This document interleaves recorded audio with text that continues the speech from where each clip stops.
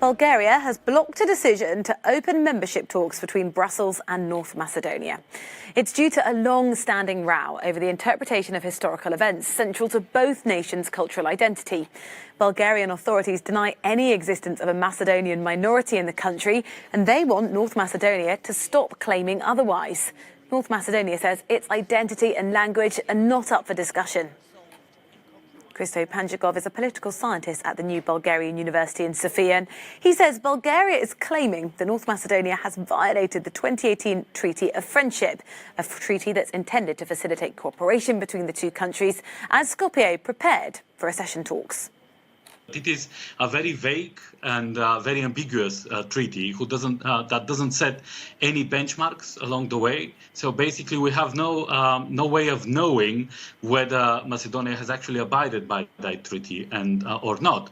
On the contrary, however, Bulgaria and Macedonia has done very little cooperation along the lines of that treaty, largely due to the lack of Bulgarian efforts. So no advancement has been made on infrastructure, on border management, on economic and trade cooperation. And instead of that, the only part of the treaty that worked was a joint historical committee that was supposed to deal with misinterpretations of history. So basically, the treaty itself and the process in general has become a hostage to this committee and the lack of understanding that is currently existing there. So it's an argument of history, essentially, and putting that into the heart of the cooperation between the two countries was the biggest mistake that both governments, especially the Bulgarian, could have made. So what are the Bulgarians trying to achieve?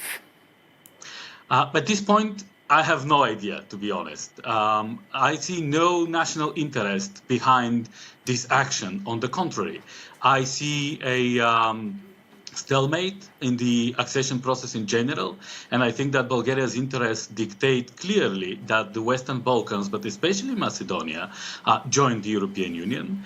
I think that if we claim we have been part of the same nation years ago, now the best outcome will be possibly to have no barriers between the two nations again, which European Union will provide.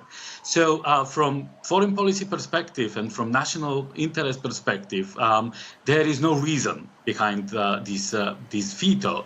What I can say is that it looks like the government has become a hostage of the smaller coalition partner, who is a nationalistic party called VMRO, which is the Movement for Liberation of Macedonia, whatever that means into this day and age. And the mandate is at stake. So the completion of this mandate is at stake, which is why probably they believe that they're gaining some popular support based on that decision. Is there a compromise that you could see that would allow the leaders of both countries to save face domestically and restart this process? I think that this compromise becomes more and more impossible.